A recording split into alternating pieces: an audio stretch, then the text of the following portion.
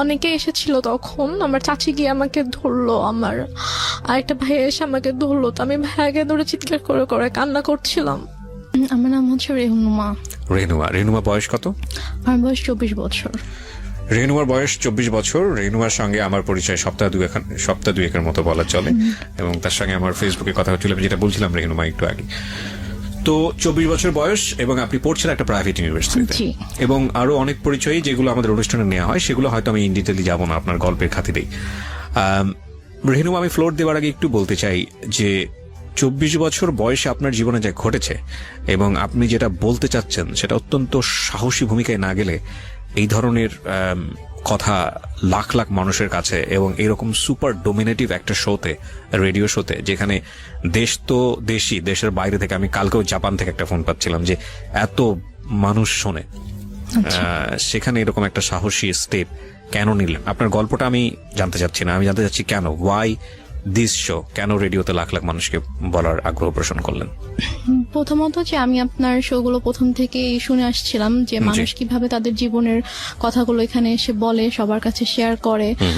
দেখা যায় যে আমরা ভিতরে অনেক সময় আমাদের ব্যাপারগুলো ভিতরে রেখে আমরা ঘুমড়ে ঘুমড়ে অনেক সময় মানে কষ্ট ভোগ করি, যে আমরা কাউকে বলতে পারছি না, ভিতরে ভিতরে কষ্ট লাগে। তো কথাগুলো যদি আমরা কারোর কাছে শেয়ার করি তাহলে হয়তো আমাদের একটু ভালো ফিল করবো, অথবা সবাই জানতে পারবে, এবং আমার জীবনের ঘটনাগুলো থেকে হয়তো কেউ একটু সচেতন হতে পারবে। এই জন্যই আর কি আমার ইচ্ছা হয় যে হ্যাঁ, আমি যাই গিয়ে সবার সাথে আমার জীবনের গল্পটা শেয়ার করি, যাতে আমি নিজেকে একটু হালকা ফিল করি, প্লাস হচ্ছে সবাই জানতে পারে যে কিভাবে এরকম সমস্যা হলে ফেস করতে পারবে, অথবা হচ্ছে নিজেকে কাটিয়ে উঠতে পারবে সমস্যা থেকে। ফাইন, আমরা অফকোর্স সেই জায়গাটা থেকে আমার বিষয়গুলো লজিক্যাল মনে হয়েছে বলেই আমি আজকে ওখানে সুযোগ দিয়েছি। সো আমরা স্টোরি কন্টিনিউ করি, আর ইন দ্য মিন টাইম আজকের এই অনুষ্ঠান চলাকালীন সময়ে আমাদের ইউটিউব চ্যানেলে আপলোড হবে। যারা ওকে দেখতে চান, যারা ওর সঙ্গে কমিউনিকেট করতে চান, বিশেষ করে যদিও প্রয়োজন মনে করে, আমি গল্প প্রচার করার পরে অনেকেই অনেক গেস্টের সঙ্গে যোগাযোগ করতে চান, হেল্পের খাতিরে হোক বা অন্য কোনো জায়গা থেকে, সেটা কেবলমাত্র আমার পার্সোনাল আইডি থেকে সম্ভব। যদি মনে করেন যে ওর সঙ্গে আপনারা যোগাযোগ করবেন, তাহলে যেটা করবেন, আমার ফেসবুক পেজ, একটাই মাত্র পেজ আছে, www.facebook.com/kibria.rj, KEBRIA.RJ। এই পেজটিতে এসে আমার পার্সোনাল আইডি ট্যাগ দেয়া আছে ওর ছবির সাথে, আপনারা ওখানে গিয়ে আমাকে ফলো করতে পারেন, ওখানে আপনারা আমাকে ইনবক্স করতে পারেন, এবং আমি যদি মনে করি যে ইয়েস ওর সঙ্গে কথা বলার মতো, তাহলে আপনার সঙ্গে আমি কমিউনিকেট করে দেবো, যে যদি আমার গেস্ট ইচ্ছা পোষণ করে। এটা সবগুলো এপিসোডের ক্ষেত্রে একই নিয়ম। ওকে, আর in the meantime YouTube চ্যানেলে যদি আসেন, তাহলে আমাদের ইউটিউব চ্যানেলে যেটা করবেন, ঢাকা FM 90.4, ঢাকা FM 90.4 নামে ইউটিউবে যদি আপনি সার্চ দেন, তাহলে আপনি ঢাকা FM এর চ্যানেলটি পেয়ে যাবেন, এবং ওখানে গিয়ে অবশ্যই সাবস্ক্রাইব করবেন, এবং পাশে যে নোটিফিকেশন বেলটি আছে ওটা অন করে দেবেন। আর আপনার এই গল্পটি এমনও হতে পারে লম্বা, যেহেতু রাত 2টো পর্যন্ত থাকবো, শুনতে শুনতে অনেকেই ঘুমিয়ে যাবেন, হতেও পারে, আমার মনে হয় না আজকে ঘুমানোর সুযোগ হবে। তারপরেও বলছি, যদি এরকম হয় তাহলে এখনই সাবস্ক্রাইব করে নিন, সেক্ষেত্রে আপনি গল্পটা ওখান থেকে ইজিলি শুনতে পারবেন। সো আমরা শুরু করি রেহনুমা, যেখান থেকে আপনার বলতে ইচ্ছে করে, প্লিজ। আচ্ছা, প্রথমে আমি শুরু করি আমার ছোটবেলা থেকে। আমরা 2 বোন, আর আমার বাবা অনেক ভালো একজন মানুষ ছিলেন, খুবই শান্তশিষ্ট, মানে কখনো কারোর সাথে উঁচু গলায় কথা বলেনি, আমাদেরকে কখনো গায়ে হাত তোলেনি, এবং সবার কাছে আমার আব্বু অনেক প্রিয় একজন মানুষ ছিল। তো আমরা 2 বোনই আমার বাবার অনেক আদরের ছিলাম, স্পেশালি আমি। ছোটবেলায় যখন আমার 2.5 বছর বয়স, তখন আমার বাবার অনেক বড় একটা অ্যাক্সিডেন্ট হয়। আব্বু অলমোস্ট 11 মাসের মতো হসপিটালে ছিলেন। তখন থেকে আর কি আমাদের মোটামুটি আমাদের লাইফটা একটু চেঞ্জ হওয়া শুরু করে, যেহেতু আব্বু কাজ করতে পারতো না। তো দেখা যেত যে আমাদের গ্রামের বাড়িতে অনেক জমি জমা ছিল আর কি, তো সেখান থেকে আর কি আমাদের মেইন ইয়াগুলো আসতো, খরচ টরচ সবকিছু আসতো। তো প্লাস আমার আম্মু জব করতো। আব্বু অসুস্থ হওয়ার পর থেকেই মানে মোটামুটি বলা চলে যে আমার আম্মু একটু মানে বদলে যাওয়া শুরু করে। এটা কি বাবা অসুস্থ হয়ে যাওয়ার পরে ফার্স্ট টাইম আপনারা নোটিস করলেন? আপনার বড় বোনের সাথে আপনার বয়সের ডিফারেন্স কত? আমার আপুর সাথে আমার 6 বছরের পার্থক্য। তার মানে উনি হচ্ছেন রাইট নাও 30 এবং আপনি হচ্ছেন 24। ওকে, সো আপনি যখন 2.5 বছরের ছিলেন, আপনার বোন তখন বলা যেতে পারে 7 থেকে 8 বছর বয়স। আচ্ছা, তো ওই সময় আপনার বাবা ফুললি হসপিটালাইজড? আব্বু ফুললি হসপিটালে। কি করতেন উনি, পেশায় কি ছিলেন? আব্বু অ্যাক্সিডেন্টের আগে ব্যাংকে জব করতেন। আচ্ছা, তো ওই সময় মা খারাপ খারাপ আচরণ করা শুরু করলো? মানে আপুই বেসিক্যালি আমাকে পেলেছে আর কি ছোটবেলা থেকে আমাকে, কারণ আম্মু বেশিরভাগ সময় হয়তো জবের কারণে বাইরে থাকতো, আব্বু সিক ছিল, সব দায়িত্ব আম্মুকে নিতে হতো। ও, মাও তখন জব করতো? হ্যাঁ, আম্মু জব করতো। তো তখন থেকে আর কি আম্মু বাসায় আসলে দেখা যেত খুব অল্পতেই রেগে যেত, তারপর অনেক খারাপ ব্যবহার করতো। তো এগুলো নিয়ে আর কি আব্বুর সাথেও আম্মুর একটু ঝামেলা শুরু হয়ে যায় যে তুমি কেন বাচ্চাদের সাথে এরকম ব্যবহার করছো, এটা তো ঠিক করছো না তুমি। তো তখন থেকে আর কি বলা যায় যে আমাদের জীবনটা বদলে যাওয়া শুরু করে। আমরা অনেক হ্যাপি একটা ফ্যামিলি ছিলাম মোটামুটি। অ্যাক্সিডেন্টটা কিসের অ্যাক্সিডেন্ট হয়েছিল? অ্যাক্সিডেন্টটা হচ্ছে আব্বু গ্রামের বাড়িতে যাচ্ছিল, আমাদের বাসা থেকে গ্রামের বাড়িতে যাচ্ছিল। তো তখন আর কি একটা ট্রাক এসে টেম্পু টাইপের যে ইয়াগুলো থাকে না, গ্রামে একটা জায়গা থেকে একটা জায়গায় যায়, ওইরকম একটা গাড়িতে আব্বু ছিল আর কি। একটা ট্রাক এসে উপরে উঠিয়ে দেয়। তো গাড়ির যে স্টিয়ারিংটা থাকে, স্টিয়ারিংটা একদম আব্বুর পেটে ঢুকে যায়। ঢুকে মানে খুবই ডেঞ্জারাস অ্যাক্সিডেন্ট। আব্বুর শরীরে অনেক হাড্ডি ভেঙে যায়, তারপর হচ্ছে স্টিয়ারিং ঢুকে একদম আব্বুর পুরো পেট একদম মানে চিড়ে ফেরে সাইডে একটুখানি ঝুলে থাকে, এমন অবস্থা। পেটের ভিতরে যা কিছু ছিল সবকিছু বের হয়ে যায়, মানে খুবই মানে ডেঞ্জারাস একটা অ্যাক্সিডেন্ট। আব্বুর বাসারই কথা না। রাইট। এখন আলহামদুলিল্লাহ আল্লাহ হায়াত দিয়েছিল জন্য আব্বু অ্যাক্সিডেন্টের পরে 14 বছরের মতো বেঁচে ছিল। বাট মানে যে অবস্থা ছিল আব্বু হাঁটতে পারতো না। আচ্ছা। আব্বুর 11 মাস পরে যখন আব্বুকে বাসায় নিয়ে আসা হলো তখন আব্বু হাঁটতে পারতো না, আব্বু টোটালি হচ্ছে বিছানায় ছিল। তো আম্মু তখন আর কি আব্বুকে অনেক টেক কেয়ার করেছে। আব্বুকে হচ্ছে আমরা মানে যে ওয়াকার, বেবিরা যেরকম ওয়াকারে হাঁটে, আমরা ওরকম করে আব্বুকে নতুন করে আব্বুকে বসানো শিখাইতে হয়েছে, আব্বুকে দাঁড়ানো শিখাইতে হয়েছে, দেন ওয়াকারে করে আব্বুকে হাঁটাতে হয়েছে। তো তারপর যাই হোক অনেক বছর পার হলো। 2001-এ আমার বড় বোনের বিয়ে হয়ে যায়। আচ্ছা। আপুর খুব অল্প বয়সে বিয়ে হয়, তখন 14 বছর বয়স ছিল। তো মানে অনেক ভালো ছেলে পেয়েছিল, এই জন্য হয়তো মানে বিয়ে দিয়ে দেয় আর কি। 14 বছর বয়সে? হ্যাঁ, আপুর যখন 14 বছর বয়স। তারপর 2001-এ বিয়ে হয়, তারপর 2005-এ আপু দেশের বাইরে চলে যায় হাজবেন্ডের সঙ্গে। আপুর হাজবেন্ড দেশের বাইরে থাকতো। তারপর 2005-এ দেশের বাইরে চলে যাওয়ার পরে আমরা হচ্ছে তখন তো আমি একা একদম, আব্বু আম্মু আমি। এর মাঝে তো অনেক মানে কি বলবো, নিজের মা সম্পর্কে আসলে এভাবে কথাগুলো বলতেও আমার খারাপ লাগছে, তারপর বলতে হয়। 2005-এ আপু চলে যাওয়ার পর থেকে আর কি আম্মুর মানে ব্যবহারগুলো আরো বেশি খারাপ হওয়া শুরু করে আমার সাথে, আব্বুর সাথে। বাবা কি তখন জব করছে নাকি একদম ফুল বেড? বাবা বেসিক্যালি হচ্ছে যে অ্যাক্সিডেন্টের পরে বাবা জব করতো না, কারণ বাবা হাঁটা চলাই তো অনেক বছর করতে পারেনি। তারপর কি বাবার হচ্ছে যে কিছু মানে জায়গায় হয়তো টাকা দেওয়া ছিল বিজনেসের ইয়াতে, ওখান থেকে আসতো প্লাস বাড়ি থেকে আসতো, ওভাবেই আর কি আমাদের সংসার চলছিল। তারপর 2006 সালে আপনারা তখন কোথায়? আপনারা কি তখন ঢাকাতে নাকি? না, আমরা তখন ঢাকাতে না, আমরা তখন আমাদের বাড়িতে গেলেন কবে? বাড়িতে গিয়েছি আমরা হচ্ছে 1 বছর একটু বেশি সময় হচ্ছে ঢাকায় ছিলাম। আচ্ছা। তারপর হচ্ছে তখন থেকে আমরা বাড়িতে মানে 96-এর কি মাসে অ্যাক্সিডেন্ট করেছিল সেটা আমার মনে নেই, বাট আমরা হচ্ছে 13-14 মাসের মতো ঢাকায় ছিলাম। তারপরে আর কি আমরা বাড়িতে চলে যাই। বাড়ি কোথায় চলে গেলেন? আমাদের বাড়ি ছিল সিরাজগঞ্জ চলে গেলেন। আচ্ছা। তো সিরাজগঞ্জে মানে হচ্ছে আপনার বাবার বাড়িতে চলে গেলেন? না, আমাদের বাসা, আমরা যে বাসাটা তখন আমরা ভাড়া থাকতাম ওখানে। 1 বছর বাবার এখানে থেকে ট্রিটমেন্ট করাতে হয়েছে বাবাকে শুধুমাত্র? তারপর আমরা সিরাজগঞ্জে চলে যাই। তো ওখানে আমাদের বাসা ছিল, ওখানে আমরা যাই, গিয়ে ওখানে থাকি আর কি। আম্মু কিছুদিন পরে হচ্ছে জয়েন করে। আম্মু আগেও জব করতো, ওই সেম জবটাতে আম্মু আর কি জয়েন করে। আচ্ছা। আর আব্বু হচ্ছে ওই টুকটাক মানে বেশি তো হাঁটা চলা করা নিষেধ ছিল, বলেছিল যে যতটা সম্ভব রেস্ট নিতে। তো আব্বু এরকম মানে জবে আর যাওয়া হয়নি, তো টুকটাক বিজনেস করতে ভাবে চলতো আর কি আমাদের।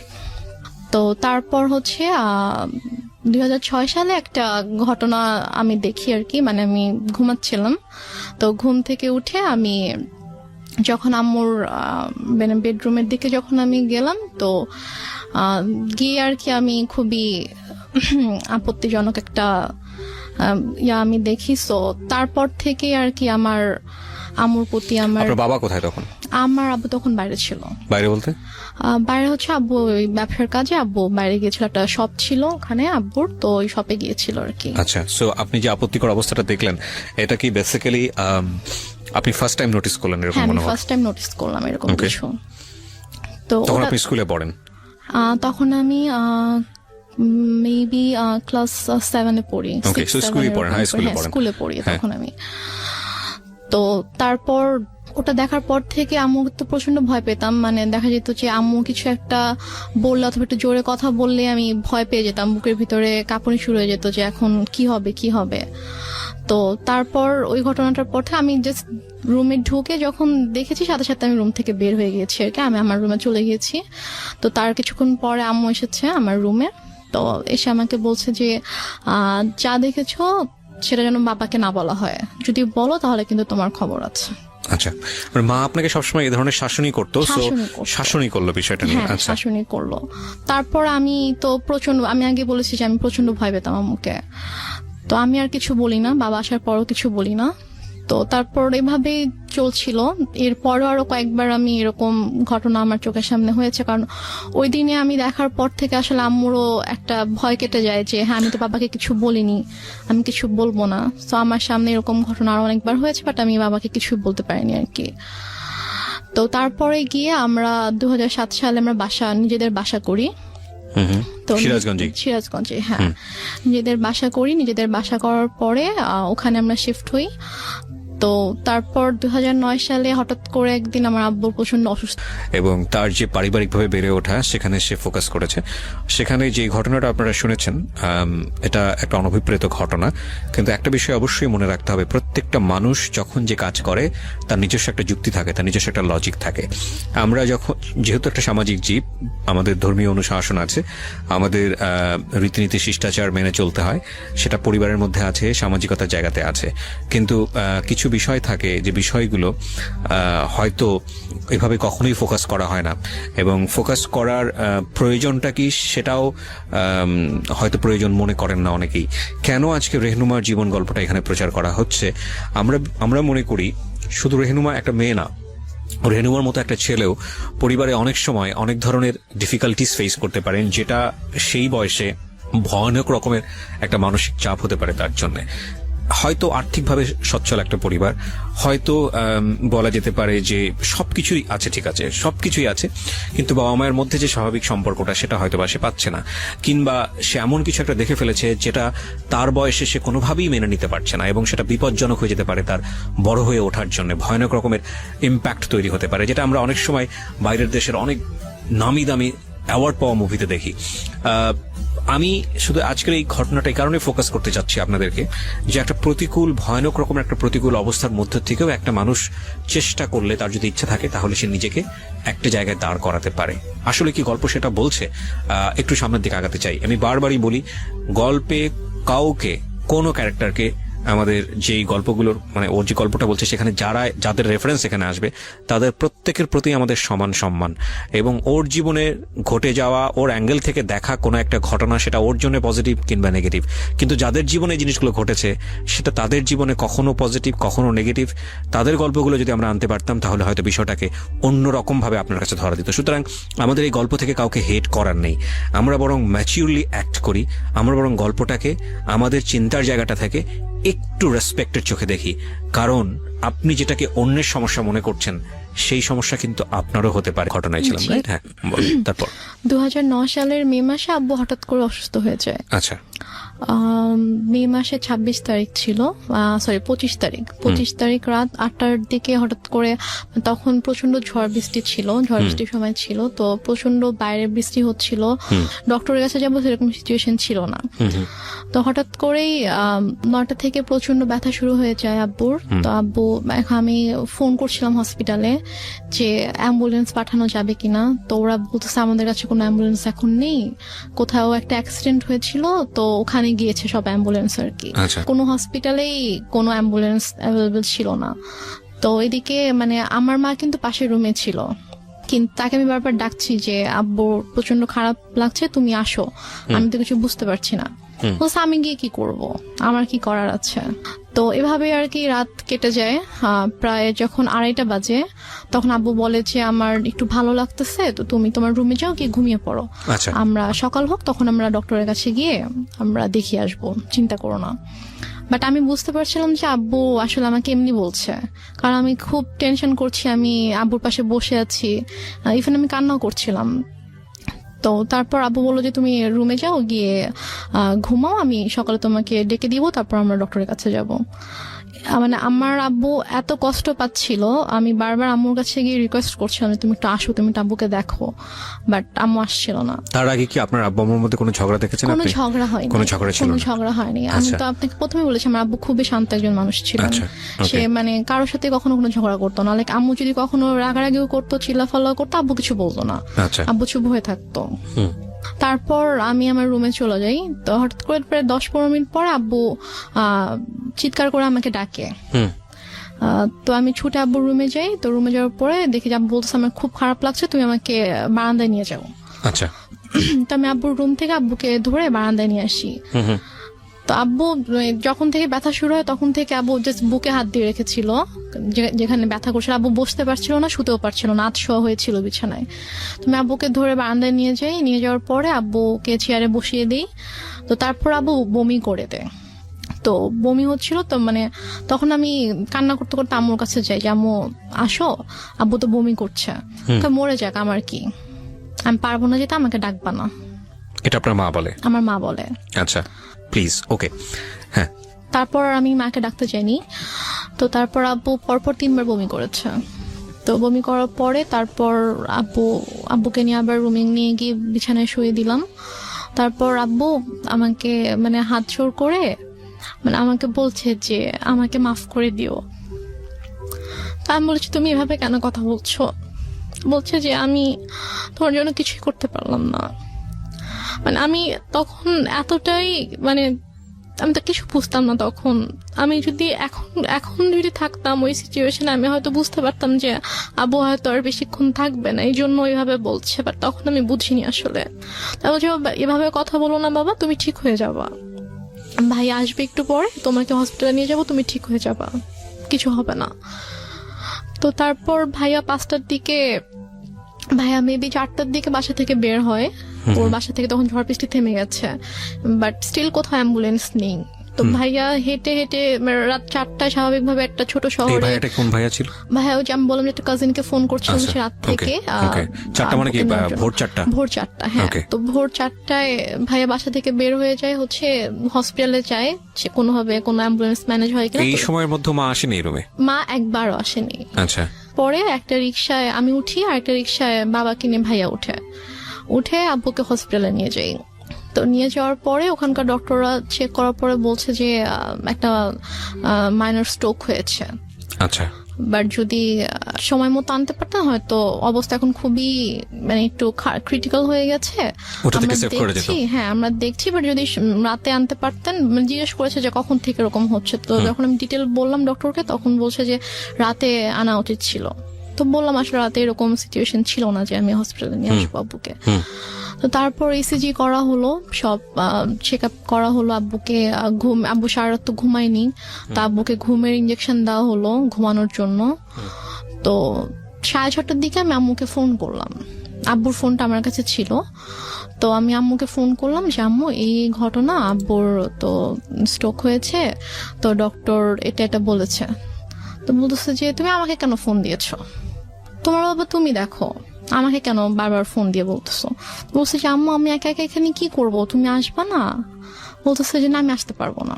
এখন টাকা পয়সার একটা ব্যাপার ছিল, কারণ আমি আসার সময় তো আমি কোনো টাকা পয়সা নিয়ে আসিনি। ভাইয়া আর কি হসপিটাল মেডিসিন যা কিছু লেগেছে ভাইয়া এনেছে। তো তারপর আমি আমাকে বললাম যে আমার তো টাকা লাগবে, হসপিটাল তো টাকা লাগবে। তো টাকা লাগবে, তুমি তোর বাবাকে বলো কোথায় টাকা রেখেছে, এসে নিয়ে যাও, আমি কিছু জানি না, আমাকে আর ফোন দিবা, আমাকে বিরক্ত করবো না। তো তারপর আমি আর মাকে ফোন দিই না, আমি আমার চাচুকে ফোন দিই। আমার ছোট চাচু আমাদের বাসা থেকে 15 মিনিটের দূরত্বে থাকতো। তো চাচুকে ফোন দিয়ে বলি যে চাচু আব্বু তো এরকম হসপিটালে, তো আপনি আসেন। সে বলে যে আমি মাত্র ঘুম থেকে উঠেছি, আমার অফিস আছে, আমি এখন আসতে পারবো। তো তারপরে আর কি ডক্টররা হচ্ছে আব্বুকে কেবিনে শিফট করলো। ফার্স্টে ইমার্জেন্সিতে ছিল, তারপর কেবিনে শিফট করার পরে আমি আবার প্রায় মনে হয় 8টার দিকে আম্মুকে ফোন করি, তুমি কি একটু স্যুপ অথবা রুটি সবজি একটু বানাতে পারবা আব্বুর জন্য? বলে কেন, আমি কেন বানাবো, তোমার দরকার থাকলে তুমি সে পানি নিয়ে যাও। কোন ক্লাসে পড়েন তখন আপনি? আমি তখন ক্লাস 9-এ পড়ি। ক্লাস 9-এ, ওকে। তো কি মনে করে আম্মু আবার প্রায় আধা ঘন্টা পরে ফোন দিয়েছে। ফোন দিয়ে বলছে যে একটু পরে তো বুয়া আসবে, তো বুয়া আসলে আমি বুয়াকে দিয়ে নাস্তা বানিয়ে পাঠিয়ে দিব। তো বললাম আচ্ছা ঠিক আছে। বুয়া আসছে পরে, হয়তো বুয়াকে দিয়ে নাস্তা বানিয়ে আম্মু নিজে এসেছে 9:30 দিকে। এসে বলতেছে যে এই যে নাস্তা দিলাম, এখন আমি যাচ্ছি, আমাকে আর বিরক্ত করবা না, আমাকে আর ফোন দিবা না, কি করার তুমি করো, তোমার বাবার ড্রয়ারে টাকা আছে ওখান থেকে নিয়ে তুমি খরচ করো, আমাকে বিরক্ত করো না তুমি। তারপর ডক্টর বলল যে আব্বুর মোটামুটি অবস্থা ভালো, মানে স্টিল কিন্তু স্যালাইন চলছে। তারপর বললো যে এখন মোটামুটি ভালো আছে। তো আরেকটা কথা বলে রেখে, হসপিটালটা ছিল হচ্ছে আমার চাচির ভাইয়ের আর কি। আচ্ছা। তো ওই আঙ্কেল এসে বললো যে সেই হিসেবে আব্বুর আর কি একটু এক্সট্রা কেয়ার হচ্ছিল। তো তারপর আড়াইটার দিকে ডক্টর এসে বললো যে এখন মোটামুটি ঠিক আছে, কোনো রিস্ক নেই। তো উনি ঘুমানোর তো ইনজেকশন দেওয়া হয়েছিল, তো উনি ঘুমালে উনি বেটার ফিল করবে, আপনারা ওনাকে বেশি বিরক্ত করেন না, এটা বলছে আর কি। তো বলার পরে তো আম্মু বললো যে ঠিক আছে, আমি তো সারাদিন ছিলাম, আমি এখন চলে যাই, তুমি থাকো।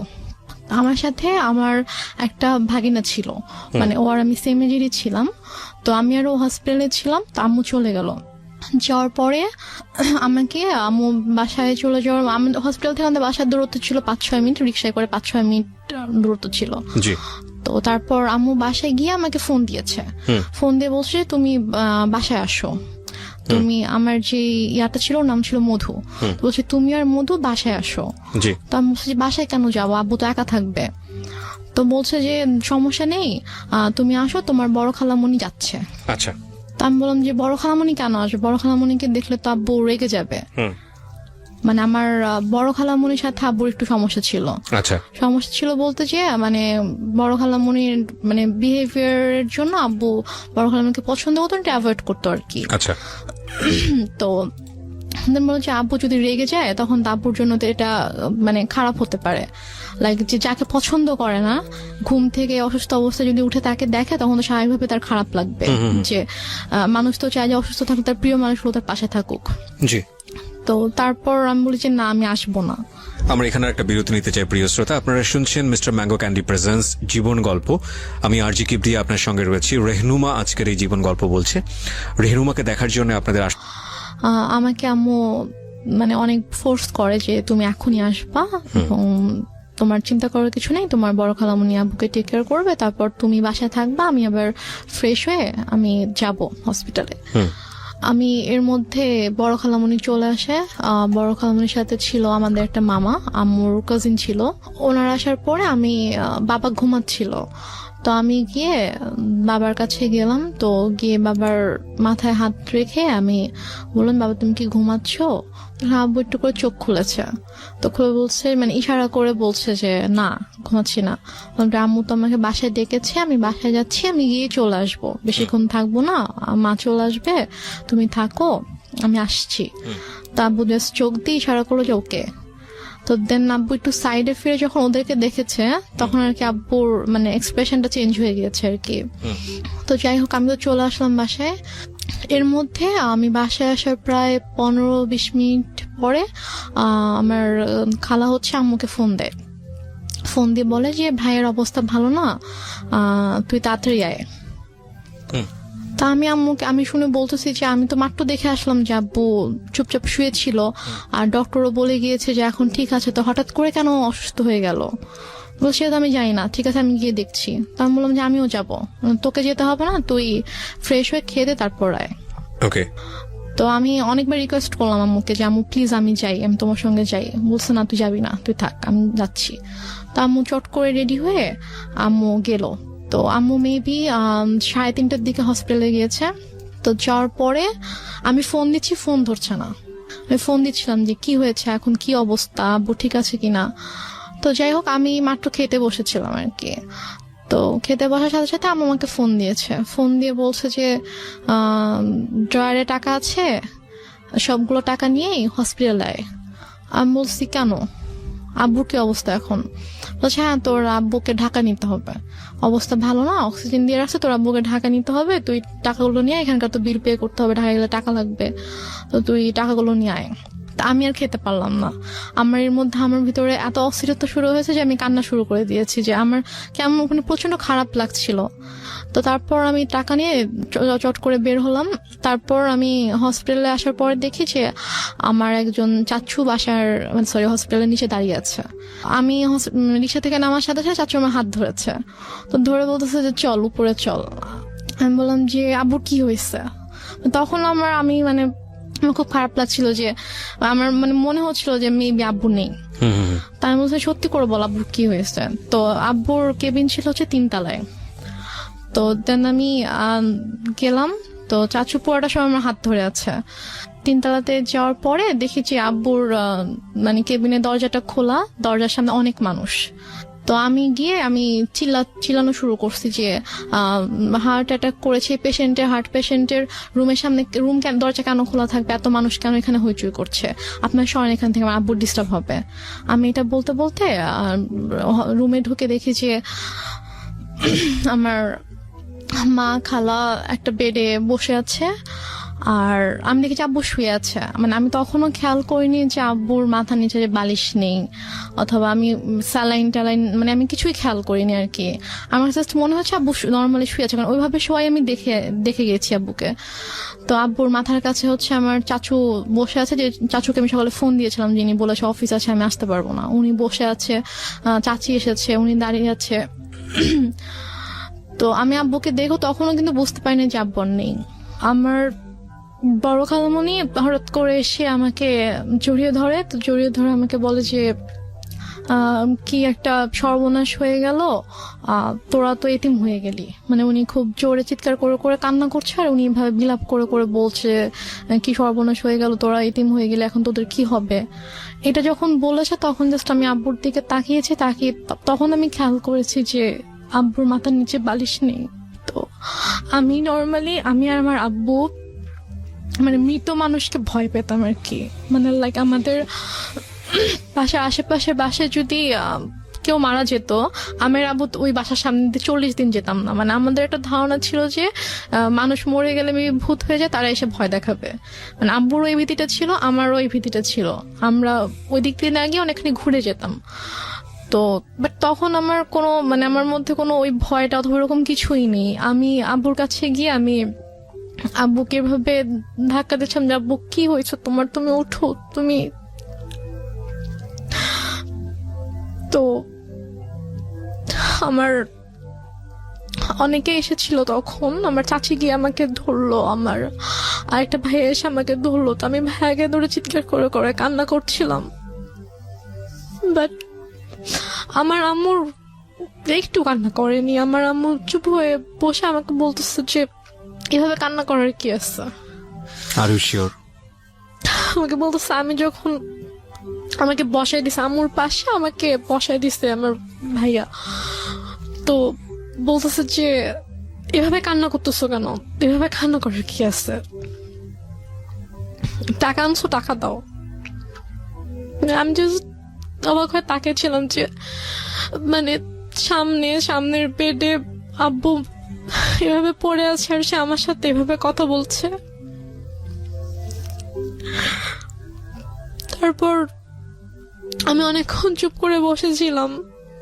আমার সাথে ব্যাগ ছিল, নিজেই আম্মু ব্যাগটা নিয়ে যে ভাইয়াটা সকালে আব্বুকে হসপিটালে নিয়ে আসছে, ওকে বললো যে যা গিয়ে বিল পে করে হসপিটালে ঝামেলা শেষ করে একটা অ্যাম্বুলেন্স ঠিক কর, নিয়ে যেতে হবে। তো এর মাঝে আমার আপু ফোন করছে। আপু ঘুমায় ছিল, তো ঘুম থেকে উঠতে পরে ভাইয়া যখন বলছে যে আব্বু অসুস্থ হসপিটালে, তুমি আমাকে ফোন করো। আমার পাশে বসে ফোন ধরে বলতেছে যে তোমার আব্বুকে ঢাকা নিয়ে যাচ্ছি আমরা। না, সেটা হয়তো আপনি ইজিলি ব্যাক করতে পারেন, সেই জন্যই সে বলেছে, পরে হয়তো সময় নিয়ে বলবে। আমি বলি এটা কেন বলেছে, আমি শুনলে বুঝতে পারবেন। তো তারপর হসপিটালে আমিও গেলাম ভাইয়ার সাথে ফর্মালিটিস করতে। তো ও টাকা পে করার পরে তো ওদের আব্বুর যেটা ফাইল ছিল, হচ্ছে সকাল থেকে হচ্ছে যে টেস্ট গুলো হয়েছে, প্রেসক্রিপশন, এগুলোর একটা ফাইল থাকে। তো প্লাস হচ্ছে দুপুরে হচ্ছে ডক্টর রেফার করে দিয়েছিল ঢাকায় যে হসপিটাল ডক্টরের কাছে, সব পেপারস এর যে একটা ফাইল ছিল। তো হসপিটাল থেকে নর্মালি বিল পে করার পর ওই ফাইলটা তো দিবে। তো ভাইয়া যখন জিজ্ঞেস করেছে যে ফাইল কোথায়, তখন বলছে যে ফাইল তো এসে নিয়ে গিয়েছে। তো বলছে যে ফাইল কে নিয়ে গিয়েছে, আমরা তো কেউ ফাইল নিইনি। তো বলেছে যে ডক্টর যখন রুমে গিয়েছে, অক্সিজেন যখন দেওয়া হয়েছে পেশেন্টকে, তখন আপনাদের একজন রিলেটিভ এসেছিল, এসে বলেছে যে অমুক কেবিনের অমুকের ফাইলটা ডক্টর চেয়েছে, আমরা তো দিয়ে দিয়েছি। তো উপরে গিয়ে ভাইয়া সবাইকে জিজ্ঞেস করলো ওখানে যারা যারা ছিল, তো কি সবাই বলতেছে যে না আমি তো নিইনি। তো ফাইলটা যাই হোক পাওয়া গেল না। তারপর অ্যাম্বুলেন্সে করে আব্বুকে আমাদের বাসায় নিয়ে আসা হলো। তো বাসায় নিয়ে আসার সাথে সাথে দেখি যে আম্মু ওদিকে ফোন টোন দিয়ে সব অ্যারেঞ্জমেন্ট করে ফেলেছে যে মানে যত তাড়াতাড়ি পসিবল মাটি দিতে হবে। বাট আপু যখন দেশের বাইরে চলে যায়, তখন আপু এভাবে বলে যায় যে মানে যদি কখনো মানে আব্বু হোক আম্মু হোক কেউ যদি মারা যায়, তাকে রেখে দিবা আমি না আসা পর্যন্ত, আমি আসবো দেখবো তারপর মাটি হবে। আপু এটা বলে গিয়েছিল। তো আপুর শ্বশুর বাড়িতে যখন জানানো হয় যে আব্বু মারা গেছে, তখন বলে যে ঠিক আছে আমরা আসছি, আপনারা ওখানে সবকিছু ঠিকঠাক করেন, ওনাকে গোসল করেন, তারপর আমরা ঢাকায় নিয়ে এসে ওনাকে মানে আপু শ্বশুর বাড়িতেও এটা জানতো, কারণ আপু শ্বশুর বাড়িতেও সেম কথাটাই বলেছে যে শ্বশুর শাশুড়ি ছিল তো ওদের বলেছে যে মানে যারই কিছু হোক না কেন আমাদেরকে ছাড়া কিন্তু আপনারা মাটি দিবেন না, আমরা দেখবো। তো ওইভাবে আপুর শ্বশুরও ফোন দিয়ে বলে যে ঠিক আছে ভাইজানকে নিয়ে আসতে হবে ঢাকায়, নিয়ে এসে আমি ব্যবস্থা করছি এখানে। বারডেমে সম্ভবত ছিল হিমাগার আছে, তো ওখানে বলো যে ওখানে রাখবো, আমি সব ব্যবস্থা করে আমি আসছি। বলছে না আপনাদের আসতে হবে না, যত তাড়াতাড়ি পসিবল মাটি দিয়ে দিব, মৃত্যু বৃষ্টি আত্মা হচ্ছে কষ্ট পাবে, বেশিক্ষণ রাখা যাবে না। তো বলতেছে যে না মানে আপুর কথা বলছে যে বৌমা তো বলে গেছে, তা আমাকেও বলে গেছে, তো আমি তো এটা পারবো না, আমি বৌমাকে কি জবাব দিব আপনি যদি মাটি দিয়ে দেন। সে বলতেছে না আপনাদেরও কষ্ট করে এখন সন্ধ্যা হয়ে গেছে, আপনাদেরও এখন কষ্ট করে আসতে হবে না, আর আপনারা আসলে আসেন, বাট আপনারা আসার আগে আগে মাটি দিয়ে দিব। মানে আম্মু পুরো ক্রেজি হয়ে গিয়েছে মাটি দেওয়ার জন্য। তো আমার চাচুরা ফোন দিয়ে বলতেছে যে আমার আরেকটা চাচা গ্রামের বাড়িতে থাকে, তো আমার চাচা ফোন দিয়ে বলতেছে যে তুমি এখানে নিয়ে আসো, আমাদের পারিবারিক কবরস্থানে মাটি হবে। সে বলতেছে না আমি ওখানে নিব না, ওর এখানেই মাটি হবে। তো এগুলো নিয়ে আম্মু খুবই মানে রীতিমতো ঝগড়া করতেছে অনেক। আম্মু কিন্তু স্টিল মানে এক ফোঁটাও কান্না করেনি, একটুও কান্না করেনি। তো সে আমার চাচার সাথে ফোনে ঝগড়া করতেছে যে না আমি এখানে মাটি দিব, আপনাদের যদি দেখতে ইচ্ছা করে আপনারা এখানে আসেন, এসে দেখে যান। কোনোভাবে রাজি করাতে পারতেছে না যে না পারিবারিক কবরস্থানে তার মাটিটা হবে। ওইদিকে আপু বারবার ফোন করে বলতেছে যে তুমি একটু আব্বুর সাথে কথা বলায় দাও। তো বলছে এখন তো কথা বলতে পারবে না, এখন তো হচ্ছে যে কি অক্সিজেন দিয়ে রাখছে এটা সেটা এগুলো বলতেছে। বলছে যে ও আব্বুকে বলছে যে আমি এখন অ্যাম্বুলেন্সে। তো বলছে ঠিক আছে আব্বু কথা বলতে না পারলেও সমস্যা নেই, তুমি আব্বুর কানের কাছে ফোনটা নাও, আমি আব্বুর সাথে কথা বলে আব্বু বেটার ফিল করবে, আব্বুর ভালো লাগবে আমার ভয়েস শুনলে। সে বলতেছে না এখন না আমি হসপিটালে যাই, তোমার সাথে কথা বলে দিব। তো এভাবে ওদিকে আপুকে এভাবে হ্যান্ডেল করতেছে, তারপর হচ্ছে আমার চাচার সাথে ঝগড়া করতেছে এবং মাটি দেওয়ার জন্য খুবই পাগল হয়ে গেছে। মানে আপনার কথা অনুযায়ী যদি আপনি সবকিছু মেনে নেই, তাহলে বলতে হবে যে সে এককভাবে সিদ্ধান্ত নিচ্ছে, একটা স্বেচ্ছাচারী আচরণ যেটাকে বলে, সে কারো কথাই শুনছে না। লাইক একজন মহিলার যে হাজবেন্ড মারা গেলে তার যেরকম বিহেভিয়ার থাকা উচিত ওরকম কিছু ছিল না, অনেক বেশি ডেসপারেট ছিল to establish her decision. Yeah exactly. তো তারপর সবাই বুঝায় যে এরকম করার কিছু নেই, আপনি একটু শান্ত হন, যেহেতু তার বাবা মা ভাই সবার কবর ওখানে, সো ওনার ভাইরাও চাচ্ছে, ওনাদের কথাটা আপনাকে মানতে হবে। তো সবাই বুঝানোর পরে গিয়ে উনি আর কি বলে আচ্ছা ঠিক আছে। দেন আব্বুকে গোসল করানো হয়, করানোর পরে রাত 8টার দিকে সম্ভবত অথবা 8টার পরে আব্বুকে একটা ট্রাক নিয়ে আসা হয়। মানে আমাদের বাসা থেকে আমার দাদুর যে গ্রাম 1 ঘন্টার দূরত্ব ছিল আর কি। তো ওখানে তারপর আমুরা যাওয়ার জন্য মাইক্রো ট্রাক সবকিছু অ্যারেঞ্জ করা হয়। তো আমি বলি যে আমি যাবো, বলেন তোমাকে যেতে হবে না, আমাকে বাসায় রাখে। আর বাসায় আমার ছোট খালামুনি ছিল, আরো কে ছিল, তো ওদের কাছে আমাকে রেখে যায়। রেখে আম্মু চলে যায় ওদের সাথে গ্রামের বাড়িতে মাটি দেওয়ার জন্য। আচ্ছা, মাটি দিয়ে রাতের 12:30 পৌনে 1টার দিকে চলে আসে, সবাই আবার ব্যাক করে আর কি। স্টিল আপুর সাথে সে কথা বলতেছে যে বাবা বেঁচে আছে, বাবা হসপিটালে।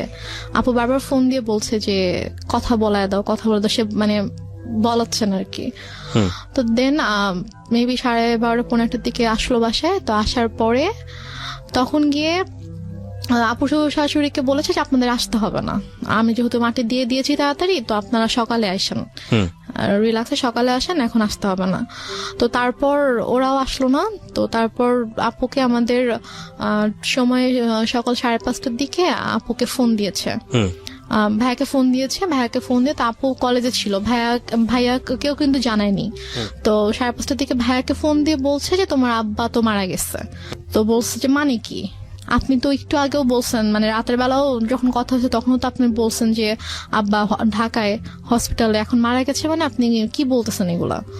ভাইয়া বিশ্বাস করতে পারতেছে না। তো বলতেছে যে হ্যাঁ এরকম মারা গেছে, মাটি দিয়ে আসছি, ডিটেল বললো আর কি।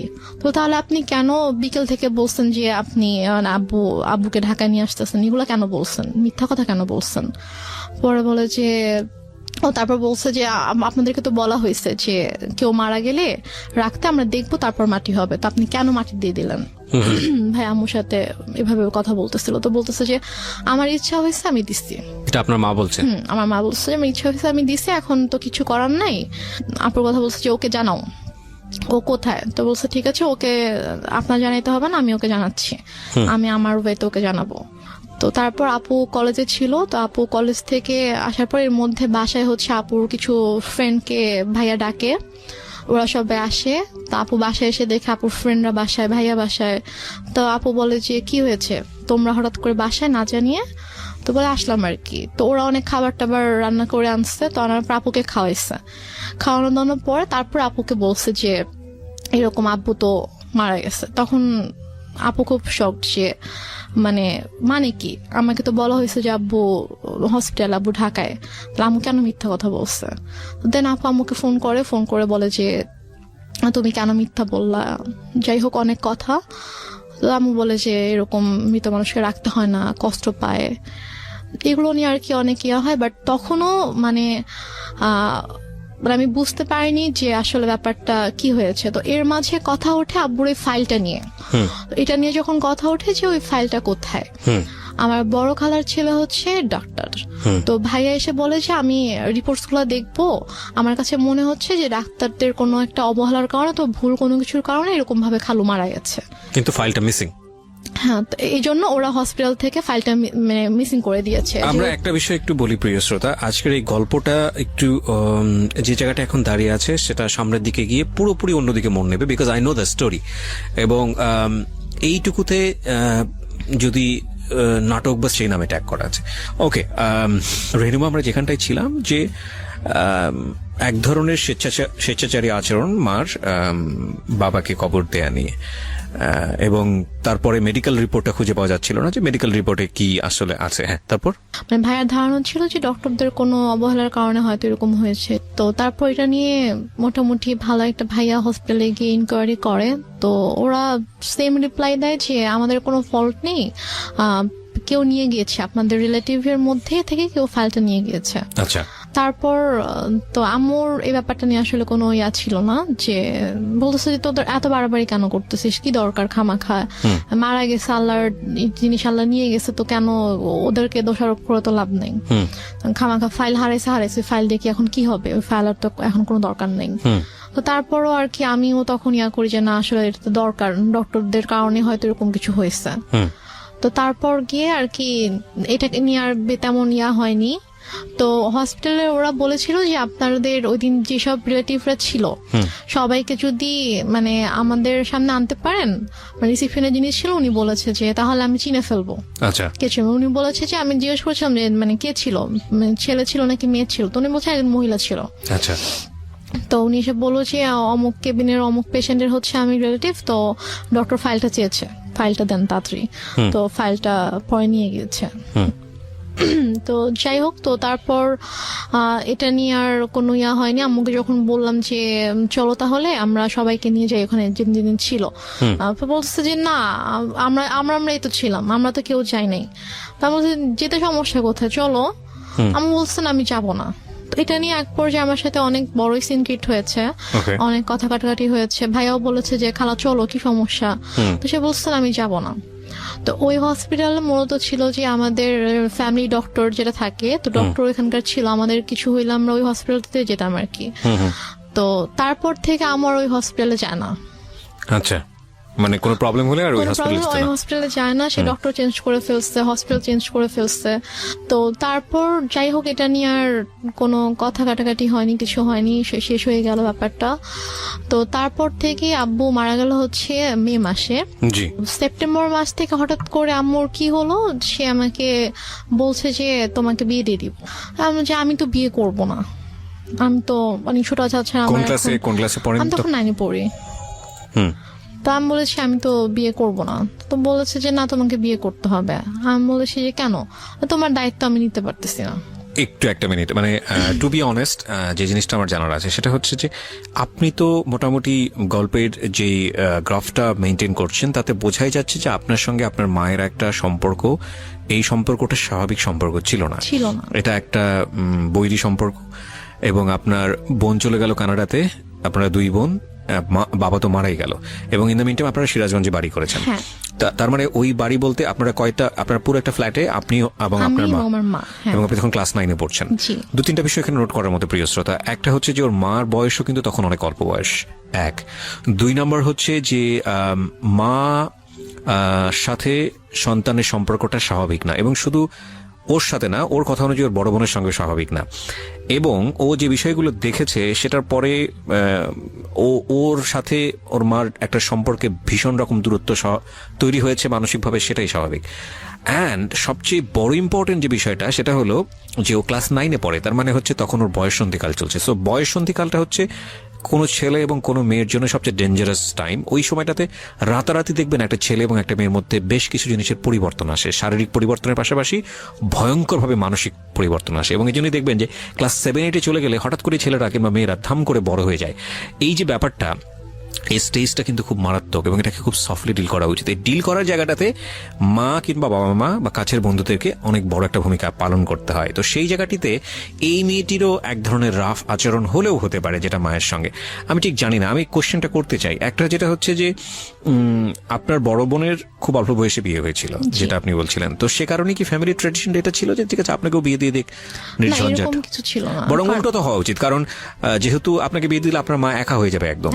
সো আপনাকে বরং বিয়ে একটু বয়স হলেই দেওয়াটা স্বাভাবিক। আমি বরং যেটা দেখতে পাচ্ছি যে উল্টো ছিল। তার মানে আপনার আচরণ কি এমন ছিল আপনার মায়ের প্রতি যে আপনার মা আপনাকে সহ্য করতে পারছে না? এরকম কিছু ছিল না, কারণ আমি প্রথম থেকে বলে আসছি যে আম্মুকে দেখে প্রচন্ড ভয় পেতাম। ধর আম্মু কোনো কিছু নিয়ে যদি কোনো কিছু বলতো, একদম মানে চুপ হয়ে যেতাম। কখনো যে তর্ক করা অথবা ওইভাবে ঝগড়া করা এরকম কিছু, অথবা উল্টা পাল্টা কোনো জবাব দেওয়া, এরকম কখনোই কিছু ছিল না। ওই কয়েকটা মাস আমার মানে এমন কেটেছে যে আব্বুর জন্য, আব্বুকে এত বেশি মিস করতাম এবং ওই রাতটার কথা মনে পড়ে। এই যে ফিলিংসটা নিয়ে যদি আরেকটা মানুষ আপনার পাশে দাঁড়াতো, তাহলে মনে হতো যে না, এই মানুষটা আমার কাছের মানুষ, যেটা আপনার মার কাছ থেকে আসার কথা ছিল। আপনার কথা অনুযায়ী আপনার মা ওই সময়টাতে খুবই স্বাভাবিক ছিলেন, তার মানে ওইটা আপনার কাছে আরো বেশি কষ্টদায়ক মনে হচ্ছিল। বলুন তারপর। যারা এসেছে তারাই কিন্তু আমাকে সান্ত্বনা দিয়েছে, বাট আমার মার থেকে আমি কোনো সান্ত্বনা পাইনি। তো আমি আসলে অনেক বেশি মানে একা হয়ে গিয়েছিলাম। তো সেই একাকিত্ব থেকে আমি আর কি ঘুমাতাম না। তো যাই হোক, তো সেপ্টেম্বরের দিকে হঠাৎ করে আম্মু একদিন আমাকে বলে যে দেখো আমার অনেক ঝামেলা হচ্ছে। ব্যাপারটা এরকম না যে আম্মু আমার দায়িত্ব নিতে পারছে না, যে আমার জন্য আম্মুর খরচ হচ্ছে, আমার খরচ কিন্তু আপুই পাঠাতো। তো সে আমাকে বলছে যে না, আমি তোমাকে রাখতে পারবো না, আমি তোমার দায়িত্ব নিতে পারছি না, তোমাকে আমি বিয়ে দিয়ে দিব। তা আমি বলি ঠিক আছে, আমি আপুর সাথে কথা বলতে চাই, তোমার যদি খুব বেশি সমস্যা হয় তাহলে আমি আপুকে বলি, আপু আমাকে হোস্টেলে পাঠিয়ে দিক। আচ্ছা। তো বলেছে না, আপুকে বলা যাবে না। তো এটা নিয়ে অনেক আম্মুর সাথে মোটামুটি একটু চলছিল যে আম্মু অনেকভাবে অনেককে দিয়ে বুঝাচ্ছিল আমাকে, লাইক আমার ফ্রেন্ডের আম্মুকে নিয়ে এসে। আপনার মধ্যে এমন কোন আচরণ কি ছিল যেটা মা নোটিস করেছে যে বিয়ে দিয়ে দিলেই আমি সেফ জোনে চলে যাই? আমার মধ্যে আচরণ বলতে আমি তো বাসা থেকে বের হতাম না। মেল ফ্রেন্ডের সঙ্গে টাইম পাস করা, যেহেতু বাবা নাই, সো ডেসপারেটলি মাকে অ্যাভয়েড করে অন্য কোনো দিকে যাওয়া? না, আমার ওরকম কোনো মেল ফ্রেন্ড ছিল না যাদের সাথে হয়তো আমি আমি গার্লস স্কুলে পড়তাম, তো আমার ওরকম মেল কোনো ফ্রেন্ড ছিল না। ওকে। তো আমার যা ফ্রেন্ড ছিল, আমার যে বেস্ট ফ্রেন্ড ছিল, ও আমাদের পাশের বাসারই ছিল আর কি। ও আরেকটা কথা বলি যে আমরা যে এলাকাটায় বাসা করেছিলাম ওইখানে আমার জন্ম হয়। মানে আমার যখন জন্ম হয় তখন আমরা ওই এলাকাতেই থাকতাম, বাট ভাড়া থাকতাম। তো পরবর্তীতে গিয়ে আমরা ওখানে বাসা করেছিলাম। জি। তো আমার যে ছোটবেলার বন্ধুগুলো ছিল, তো ওরা ওখানকারই ছিল। তো সেই হিসাবে জাস্ট ওদের আম্মুকে নিয়ে এসে আম্মু আমাকে বুঝাচ্ছিল যে মানে বিভিন্নভাবে মোটিভেট করার হ্যাঁ, চেষ্টা করছিল। motivate করার ওকে। চেষ্টা করছিল। তো এর মাঝে যেটা হয় যে অক্টোবর মাসে আমার দুসম্পর্ক আত্মীয় হঠাৎ করে আম্মু বলে যে ওরা আসবে। আম্মু অনেক আয়োজন করতেছিল, বাজার টাজার করছে, রান্না করতেছে। তারপর আন্টি আসছে, মানে আমার বান্ধবীর মা আসছে, বোন আসছে। তো বাসার মধ্যে একটা উৎসবের মতো একটা ব্যাপার, যে অনেক রান্না বান্না হচ্ছে, সব গুছাচ্ছে। তো আমি তখনও বুঝতে পারিনি যে গেস্ট গুলা কারা অথবা কেন আসছে। মানে আপনাকে দেখতে আসছিল। Okay. এক্স্যাক্টলি। তো তারপর তারা আসলো। আসার পরে আমাকে তাদের সামনে, আমি তো যাবোই না, কোনোভাবেই যাব না, আমাকে জোর করে নিয়ে গেল। তো নিয়ে যাওয়ার পরে তো আমি গিয়ে যখন দেখলাম যে কে ছেলে, কারণ আমি হচ্ছে আমাদের বললাম যে দুসম্পর্ক আত্মীয় ছিল, তো আমি ছেলের বড় ভাইকে চিনতাম, আমাকে মামা বলে রাখতাম। জি। তো তারই ভাই, সে সিঙ্গাপুরে থাকতো এবং সে অনেক টাকা পয়সার মালিক ছিল। এবং ছেলেটা মানে মানুষের সবাই আল্লাহর সৃষ্টি, কারো চেহারা নিয়ে আমি খারাপ কথা বলতে চাই না, তো বলতেও হয় না। তারপর আমি জাস্ট বলছি যে ছেলেটা অনেকটা লম্বা ছিল, লাইক সে দেখতে এক কথায় যে সে জাস্ট নিগ্রোদের মতো ছিল। নিগ্রোরা যেরকম অনেক কালো হয়, যে ওরা দেখতে যেরকম হয় এক্স্যাক্টলি দেখতে ওরকম ছিল অনেকটা। তো আমি জাস্ট গেলাম, যাওয়ার পরে আমি যখন দেখলাম, তো দেখে আমি সাথে সাথে তো আমি রুম থেকে চলে আসছি। ওকে। তারপর আম্মু আমার রুমে আসলো যে তুমি এরকম বেয়াদবের মতো উঠে কেন চলে আসলা। আমি বললাম যে আমি ওখানে কেন থাকবো, তুমি তো আমাকে জোর করে নিয়ে গিয়েছো, আর তুমি ছেলের অবস্থা দেখছো কিরকম। তো পরে বলতে তারপর বিষয়টা কিরকম যে ছেলেটাকে পছন্দ হলে আপনি বিয়ে করে ফেলতেন? না, পছন্দ হলে যে বিয়ে করতাম সেটা না। আমি বলছি যে তোমার কি মানে এতটুকু মানে নেই যে তুমি এরকম একটা ছেলের সাথে আমাকে বিয়ে দেওয়ার জন্য নিয়ে আসছো, মানে তোমার রুচিবোধে কিভাবে এটা করলো যে তুমি এরকম একটা ছেলের সাথে আমাকে বিয়ে দিবে, এরকম একটা ছেলের সাথে তুমি আমাকে বিয়ে দিতে চাও। আচ্ছা। এই জন্য আর কি, ছেলেকে পছন্দ হলে যে আমি বিয়ে করতাম ব্যাপারটা এরকম না, কারণ বিয়ের কোনো চিন্তা ভাবনা আমার মাথায় ছিলই না। তো তারপর তো আমি ওখানে আর গেলাম না, ওদের সামনে আর গেলাম না, অনেক ফোর্স করলো। দেন ওরা বিকেলে চলে গেল। তো যাওয়ার পরে আমাকে ওই আমার আন্টি তারপর আম্মু সবাই মিলে বুঝাচ্ছে যে সোনার চামচ হচ্ছে বাঁকা হলেও ভালো, ছেলে না হয় দেখতে একটু খারাপ, বাট স্টাবলিশড একটা ছেলে, সিঙ্গাপুরে অনেক কিছু করেছে, তার অনেক টাকা পয়সা, তো সমস্যা কি। ওকে। ছেলে বয়স অনেক বেশি ছিল, 40 আপ ছিল। আপনি তখন ক্লাস 9 এ পড়েন? তখন ক্লাস 9 এ পড়ি, মানে 14 থেকে 15 বছর বয়স সর্বোচ্চ। তো তারপর গিয়ে যাই হোক, এটা নিয়ে আমি বললাম যে আমি কোনোভাবেই বিয়ে করব না, আমাকে আপুর সাথে কথা বলতে দাও, আমি এখান থেকে চলে যাবো, আমি তোমার কাছে থাকবো না, কিন্তু আমি বিয়ে করবো না। আচ্ছা। বাট আম্মু কোনোভাবে আপুর সাথে আমাকে কথা বলতে দিচ্ছে না। ফাইন, আমরা এই জায়গাটা একটা বিরতি নিতে চাই প্রিয় শ্রোতা। গল্পের মোড়টা কিন্তু ঘুরে গিয়েছে এবং গল্পের মোড় আরো ঘুরতেই থাকবে। রাত 2টো পর্যন্ত আপনার সঙ্গে আমরা আছি। আপনারা শুনছেন মিস্টার ম্যাঙ্গো ক্যান্ডি প্রেজেন্স জীবন গল্প। রেহনুমা হচ্ছে আজকে আমার গেস্ট। আমি আরজি কিবরিয়া আপনার সঙ্গে রয়েছি এবং ঢাকা এফএম সারা বাংলাদেশ ব্যাপী এই মুহূর্তে কান পেতে আছেন আপনারা, আমরা জানি। দেশের প্রত্যন্ত অঞ্চল থেকে আপনারা আমাদেরকে শুনতে পাচ্ছেন। প্রতিটি জীবন গল্পই কোনো না কোনোভাবে আমাদেরকে কোনো কিছু শেখায়। এক একটা গল্প আমাদেরকে এক একটা পথ তৈরি করে দেয়। এবং আমি খুব খুশি হই যখন আমি দেখি যে বিভিন্ন জায়গা থেকে ফোন আসে এবং আমাকে বলে যে ভাইয়া ওই জীবন গল্পটা আমার জীবনটাকে চেঞ্জ করে দিয়েছে। আসলে আমরা যদিও বলি এটা একটা এন্টারটেইনিং শোতে ফিলিংস অনেক বড় একটা ফ্যাক্ট। মনের মধ্যে ধাক্কা দিতে হবে যে কখনো দুঃখ, কখনো আনন্দ, কখনো কষ্ট, এই ফিলিংসের জায়গাগুলো যেন গল্পে থাকে। কিন্তু আমি শুধু এই তখন থেকে আম্মুর সাথে আমার একটু মানে আরো বেশি আর কি দৌড় সৃষ্টি হয়ে যায়, একটু ঝামেলা হতে থাকে যে কেন বিয়ে করবি না, বিয়ে নিয়ে আম্মু খুবই আর কি ফোর্স শুরু করে। তো এক পর্যায়ে যেটা হয় যে একদিন আম্মু মানে হাত কেটে ফেলে আর কি, মানে ছুরি দিয়ে হাত কেটে ফেলে। বিয়ের ব্যাপারটা নিয়ে জিদ করে, হ্যাঁ, যে বিয়ে করবি না, এটা নিয়ে সিঙ্গেট করে, তুই যদি বিয়ে না করিস আমি সুইসাইড করবো, আমি মারা যাবো। আচ্ছা। তা আম্মু হাত কেটে ফেলে। তো ওই দিন আর কি আমি খুব ভয় পেয়ে যাই। ভয় পেয়ে বলে আচ্ছা ঠিক আছে আমি বিয়ে করব। তো তারপর আম্মু আবার ছেলে দেখতে শুরু করে। তো এর মাঝে আমার একটা বান্ধবীর হচ্ছে কাজিন, তো তার সাথে আমার দেখা হয়েছিল। তো সে আমাকে পছন্দ করতো। তো সে আমাকে বলেছিল, আমার বান্ধবীর মাধ্যমে সে আমাকে বলেছিল। তো তার বাট আমি ওরকম কিছুতে যাইনি। তো সে শুনতে পায় আমার বান্ধবীর কাছ থেকে যে আমার বিয়ে নিয়ে কথা হচ্ছে। তো সে আর কি আমার বাসায় প্রপোজাল পাঠায়, আমার কাছে প্রপোজাল নিয়ে আসে তার ফ্যামিলির মাধ্যমে। তো তারপর আম্মু বলে যে এই ছেলেকে বিয়ে করবি, এই ছেলেকে বিয়ে কর, সবকিছু তো ঠিকঠাক আছে, ছেলে দেখতে শুনতেও ভালো আছে, সবকিছু ঠিক আছে, এই ছেলেকে বিয়ে কর, এটা নিয়ে ঝামেলা করিস না। তা আমি বলি আচ্ছা ঠিক আছে। তারপর ওই ছেলেটার সাথে আমার 2009 সালের নভেম্বর মাসে বিয়ে হয়। মানে এই ছেলেটা অ্যারেঞ্জ ম্যারেজই ছিল? অ্যারেঞ্জ ম্যারেজই ছিল। কি করতো ছেলেটা তখন হচ্ছে মানে ওদের ফ্যামিলি বিজনেস ছিল। এমনি এডুকেশন ওই সময়টা তোর? ও বিবিএ কমপ্লিট করেছিল। ওকে, আপনি ক্লাস 9 পড়েন? হ্যাঁ। ছেলেটাই বা আপনাকে বিয়ে করলো কেন বা রাজি হলো কেন? I don't know.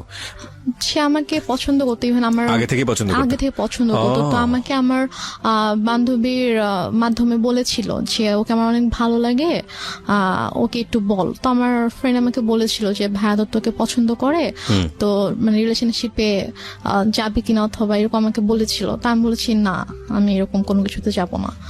তো তারপর আর কি সে এবং মানে মাঝে মাঝে হয়তো আমার ফ্রেন্ডের ফোনের মাধ্যমে তার সাথে আমার কয়েকবার কথা হয়েছিল, যে আবু মারা যাওয়ার পরে আর কি, যে ভাইয়া তোর সাথে কথা বলতে চেয়েছে। তো তারপর কথা হয়েছে, তো সে আমাকে অনেক পছন্দ করতো। আমারও ভালো লাগতো, আমারও যে ভালো লাগতো না সেটা না, কিন্তু আমি আসলে এরকম ভাবে কোনো রিলেশনে যাওয়ানোর মতো অবস্থা ছিলাম না আর কি। তো যাই হোক, নভেম্বরের 28 তারিখে আমার বিয়ে হয়ে যায়। তারপর আমি ঢাকায় চলে আসি, ওরা সবাই ঢাকায় থাকতো। হাজবেন্ডের নাম কি ছিল? ওর নাম ছিল শাহেদ। তো তারপরে আমরা ঢাকায় চলে আসার পরে আর কি আমি ওদের ফ্যামিলি সবাই ছোট ছিলাম, মানে হচ্ছে ওর যে বড় বোনের, ওরা 3 ভাই 2 বোন ছিল, তো ওর বড় বোনের যে মেয়ে ও আমার বড় ছিল, মানে আমাদের বাসা সবার ছোট, সেই হিসাবে আমাকে সবাই খুব আদর করতো।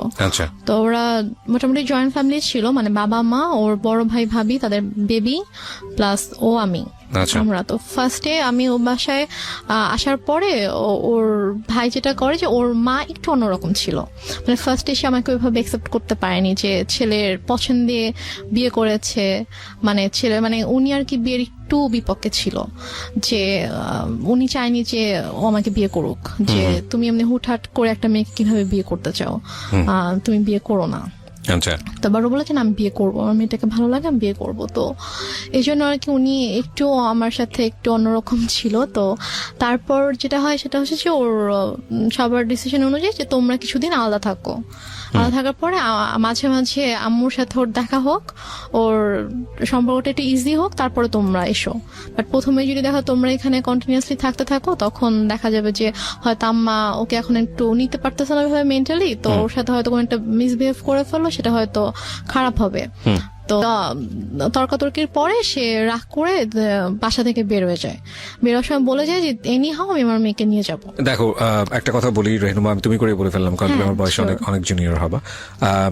একটা যেটা হচ্ছে যে গল্প না বিশ্বাস করার জন্য একটা মজবুত ভিত্তির প্রয়োজন হয়। একটা হচ্ছে যে তোমার মা নিজেই ইন্সপায়ার হয়ে বিয়ে দিচ্ছে। বিয়ের কয় মাসের পরের এই ঘটনা? বিয়ের হচ্ছে 3 মাস পর। বিয়ের 3 মাসের মধ্যে এমন কি ঘটলো যে সেখান থেকে আবার তোমাকে নিয়ে আসতে চাচ্ছে? আমি মানে গল্পটা তো বিশ্বাস করতে হবে সামহাও। এটা ভাই আমি কথা বলতে থাকলে আপনি যখন আমার পুরো গল্পটা শুনবেন তখন আমি হয়তো বুঝতে পারবো, শেষ পর্যন্ত যখন আপনি শুনবেন তখন আপনি বুঝতে পারবেন যে প্রথম থেকে শেষ পর্যন্ত, মানে আমার বাবার মৃত্যু থেকে একদম আমার শেষ পর্যন্ত আজকের দিন পর্যন্ত কি ঘটেছে, কেন ঘটেছে, এটা আপনি নিজেই বুঝতে পারবেন। ফাইন। সো প্রিয় শ্রোতা, আমার মনে হয় একটু ধৈর্য ধরে আপনারা শুনুন। ওকে, বল। তো তারপরে আম্মু ওখানে এসে সিনকেট করার পর আমরা সবাই আর কি মানসিকভাবে একটু আপসেট হয়ে পড়ি। তো তারপর আর কি আমার শাশুড়ি বলে যে চলো আমরা কিছুদিন ঢাকার বাইরে থেকে ঘুরে আসি। তো আমার শ্বশুর বাড়ি ছিল ফেনীতে। তো তারপর আমরা ফেনীতে যাই, আমি কখনো যাইনি বিয়ের পরে ওদের গ্রামের বাড়িতে। তো তারপর আমাকে ফেনীতে নিয়ে যায়, আমি আমার হাজব্যান্ড, শ্বশুর শাশুড়ি, আমরা সবাই যাই। তো যাওয়ার পর ওখানে মোটামুটি ছোটখাটো একটা অনুষ্ঠানের মতো করে আর কি, মানে বউ দেখানোর জন্য। তো তারপর ওখানে আমি আমার শ্বশুর শাশুড়ির সাথে 15 দিনের মতো ছিলাম। তো এর মাঝে যেটা হয়, আম্মু ওদের সব রিলেটিভস লাইক ওর চাচা চাচি, মামা, খালা, ফুপু, মানে যত রিলেটিভ আছে সবার নাম্বার কিভাবে কালেক্ট করে ফেলে। কালেক্ট করে সবাইকে ফোন দিয়ে সে বলে যে শাহেদ ভালো না, ওর আমার মেয়ে, ছোট একটা বাচ্চা মেয়েকে ও বিয়ে করছে, বিয়ে করে এখন ওকে টর্চার করতেছে, ওকে মারতেছে। তারপর আমার হচ্ছে চাচা শ্বশুরের ছেলেকে ফোন দিয়ে বলে যে উনি হচ্ছে পুলিশের ডিআইজি। তো Okay. ওনাকে ফোন দিয়ে কমপ্লেন করে যে আপনার ভাই আমার মেয়েকে টর্চার করে, আমি তো আপনাদের নামে মামলা করব। তো স্বাভাবিকভাবে সে যেহেতু মানে আইনের একজন তো সে বলে যে আমি যতটুকু জানি আমার ভাই এরকম কিছু করার কথা না, ঠিক আছে আপনি যেহেতু আমার কাছে কমপ্লেন করেছেন আমি ব্যাপারটা দেখবো। তো উনি তারপর আমার হাজবেন্ডকে, আমার শ্বশুর শাশুড়িকে মানে কথা বলে, ওনার সাথে কথা বলে বলে যে কি হয়েছে। তখন বলতেছে যে তুমি তো আমাদের কথা বিশ্বাস করবে না, তুমি বৌমার থেকে শুনো যে মানে আমাদের কোনো দোষ নেই অথবা আমরা কিছু করি নাই, ওর মাই এরকম সিন ক্রিয়েট করতেছে, ওর মা একটু অন্যরকম, ওর মাই এরকম ঝামেলা করতেছে, আমাদের ওর থেকে শুনো।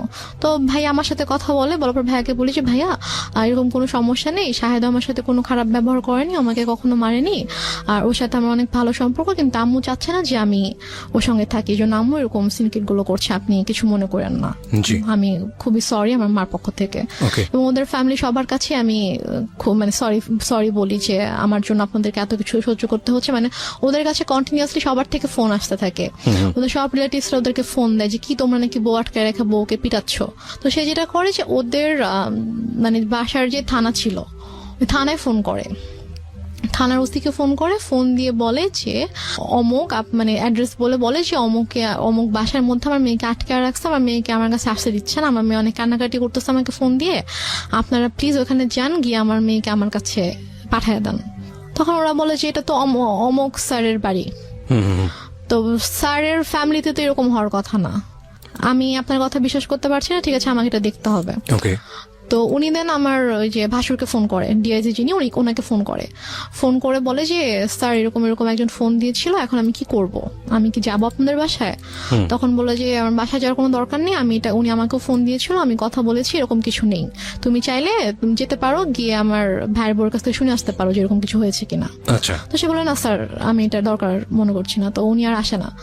তো তারপর গিয়ে তো ওই ভাইয়া যখন জানায় আমার হাজবেন্ডকে, তখন ও বলে যে অনেক হয়েছে, মান সম্মান নষ্টের একটা লিমিট থাকে, ফ্যামিলি সবার সামনে তো করেছিল, এখন এখানেও করছে, তো তুমি একটা কাজ করো, যেহেতু মা যেহেতু এত করে চাচ্ছে যে তুমি ওনার কাছে গিয়ে থাকো, তুমি যাও, তুমি গিয়ে তার কাছে গিয়ে একটু বুঝা বলো যে এরকম কেন করতেছে, তুমি কিছুদিন তার কাছে থাকো, থাকলে হয়তো তার ভালো লাগবে।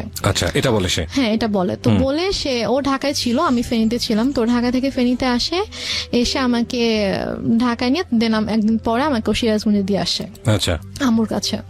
তো ওই যে আমি গেলাম, আমাকে আম্মু আর আসতে দেয় না, সে আমার হাজবেন্ডকেও আসতে দেয় না, আমাকে বলছে নিয়ে যাবো, 15-20 দিন ছিলাম, থাকার পর থেকে তো ওই সবাই ফোন দিচ্ছে, শাশুড়ি ফোন দিচ্ছে, শ্বশুর ফোন দিচ্ছে যে ওকে পাঠান, ওকে নিয়ে আসুক।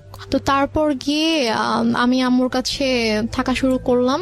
তারপর আমার হাজবেন্ডের সাথে অলমোস্ট মানে 3-4 মাসের মতো আমার দেখা হয়নি, কারণ আম্মু না আমাকে যেতে দিচ্ছিল ঢাকায়, না হচ্ছে ওকে আসতে দিচ্ছিল।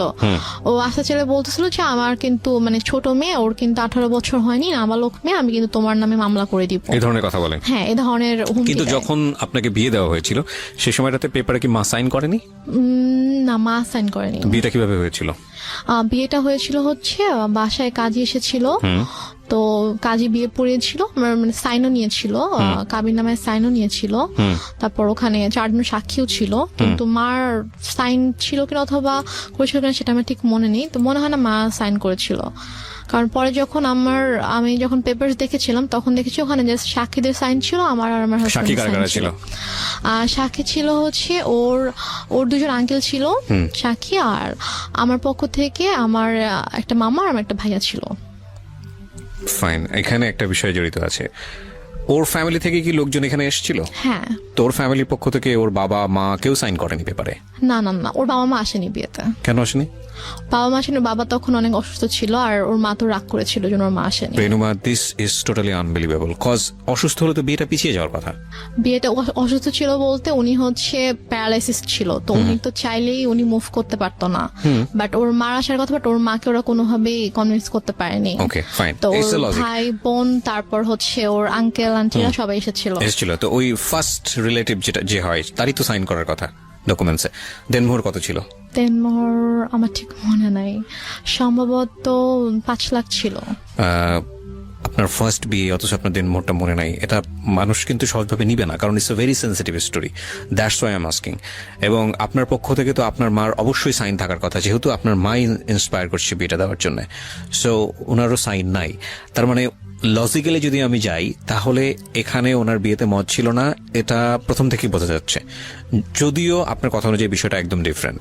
ওকে, 3 মাসের মধ্যে এত বড় কি ঘটনা ঘটে গেল যে কারণে মা তাকে নিয়ে আসবে, যেটা আমি আপনি একটু আগে বলেছেন যে পুরো গল্পটা শুনলে হয়তো বা জিনিসটা পুরোটা বুঝতে বোঝা যাবে। পারবেন আপনি। ওকে, সো আমাদের এখানে একটা ডিলেমা তৈরি হচ্ছে প্রিয় শ্রোতা, বাট আমরা এখনই কোনো রেজাল্টে না যাই, আমরা বরং একটু সামনের দিকে যাই, দেখি লজিক্যালি মেলে কিনা। হ্যাঁ, তারপর কি হলো? তারপরে হচ্ছে আমার ওদের ফ্যামিলি থেকে সবাই আম্মুকে ফোন করতো, আম্মুকে বোঝানোর চেষ্টা করতো যে আমরা আসি, সামনাসামনি কথা বলে ঠিক করার চেষ্টা করি যে দেখি ঠিক হয় কিনা, আপনি কেন এরকম করছেন। তো বাট আম্মু বলেছে আমি এই বিষয়ে কোনো কথাই বলবো না, মানে একটাই কথা ছিল তার, যে আমি আমার মেয়েকে সংসার করতে দিব না, আমি আপনার ছেলের সাথে রাখবো না। ওকে, তো এদিকে আমার সাথে কথা বলতে দিত না, লাইক আমার ফোন আমার থেকে নিয়েছিল, আমার ফোন আমার কাছে রাখতে দিত না। আমার হাজবেন্ড ফোন করতো আম্মুর ফোনে, ফোন করলে আমাকে কখনো দিত কখনো দিত না। তো আমি অনেক কান্না করতাম, আমার মন অনেক খারাপ থাকতো যে আমি ওখানে যেতে চাই। আমি আম্মুকে অনেক, ইভেন আমি আম্মুর মানে পায়ে ধরেও কান্না করেছি, আম্মু তুমি কেন এরকম করছো আমাকে বলো। মানে সে আমাকে কোনো মানে কারণও বলতো না যে কেন সেরকম করছে। আমি বলছি আম্মু তুমি তো আমাকে বিয়ে দিয়েছো, এখন যখন আমি একটা জায়গায় গিয়েছি, আমার বিয়ে হয়েছে, আমি আমার হাজবেন্ডকে অনেক ভালোবাসি, আমি ওর ফ্যামিলির সাথে অনেক ভালোভাবে মিশে গিয়েছি, তো এখন কেন তুমি সবাইকে এরকম কষ্ট দিচ্ছ, আমাকে কেন তুমি কষ্ট দিচ্ছ আম্মু। যাই হোক, তারপরে গিয়ে আম্মু যেটা করলো যে ওদের সাথে অনেক কথাবার্তা যখন হলো, ও অনেক বার রিকোয়েস্ট করলো, তো বলো ঠিক আছে তুমি সিরাজগঞ্জ আসো, এসে ওর সঙ্গে দেখা করে যাও। ওকে, তো দেন আমার হাজবেন্ড অলমোস্ট 4 মাস পরে আমাদের বাসায় আসে, সিরাজগঞ্জে আসে। তো এসে সে আমার সঙ্গে দেখা করে, তো তখন আম্মুর সাথে কথা বলে। ও আর আমি দুজনে আম্মুর কাছে গিয়ে আম্মুর পায়ের কাছে বসে আম্মুকে বলি যে ও বলে যে আম্মু আপনি কেন এরকম করতেছেন, বলেন আপনি মানে আমি কি কোনো দোষ করেছি অথবা আমার কোনো ভুল হয়েছে যে আপনি কেন ওকে আমার থেকে দূরে রাখতেছেন, আপনি কেন এরকম করতেছেন। আম্মু বলে যে না আমি কোনো কথা শুনবো না, আমি তখন ভুল করছি, আমার বাচ্চা মেয়েকে বিয়ে দিছি, এখন আমি বুঝতেছি যে আমার ছোট একটা মেয়েকে এভাবে এত কম বয়সে বিয়ে দেওয়া উচিত হয়নি। এখন আমি চাই সে পড়াশোনা করবে, পড়াশোনা শেষ করবে, করে এস্টাবলিশড হবে, দেন সে চাইলে তার পছন্দ অনুযায়ী কাউকে বিয়ে করবে, কিন্তু আমি যেটা ভুল করেছি আমার সেই ভুলটা শুধরাতে হবে। সে ওর সাথে সায়দার সাথে অনেক রুড বিহেভ করে। আপনি কি করেন ওই সময়টাতে? আমি জাস্ট তখন আমি ওকে নিয়ে আমার রুমে চলে আসি, এসে বলি যে তুমি এখান থেকে চলে যাও, এভাবে অপমানিত হওয়ার কোনো মানে হয় না, তুমি চলে যাও, তোমার আশা লাগবে, আমি আম্মুকে বুঝাতে পারি আমি চলে আসবো। আপনাদের আর কোনো আত্মীয়স্বজন ছিল না আশেপাশে যারা আপনাদেরকে বিয়ে দিয়েছে, তারা কোনো স্টেপ নিচ্ছিল না?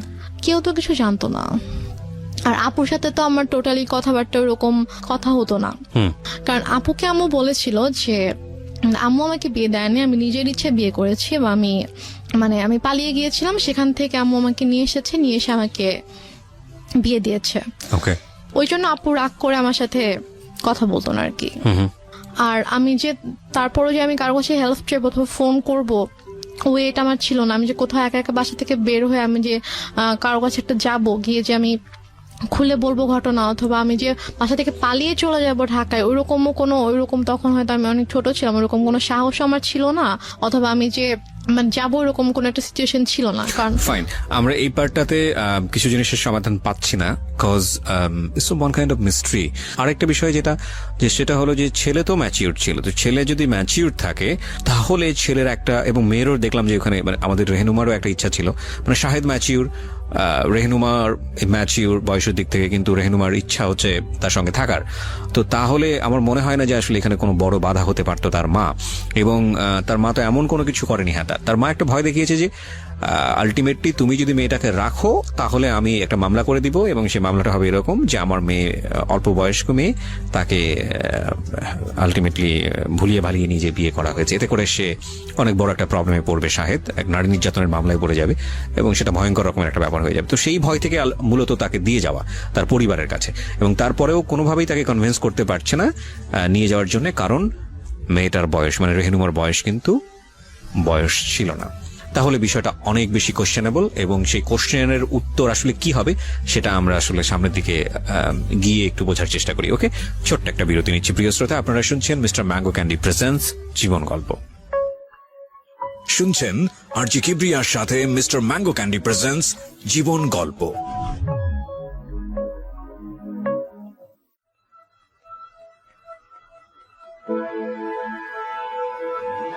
Love,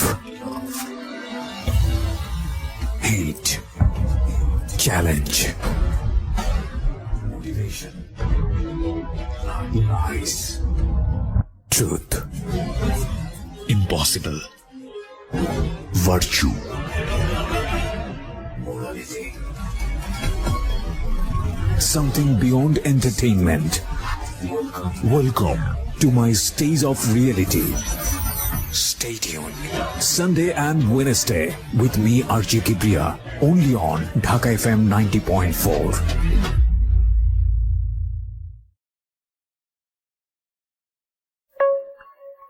শুনছেন আরজি কিবরিয়ার সাথে মিস্টার ম্যাঙ্গো ক্যান্ডি প্রেজেন্টস জীবন গল্প।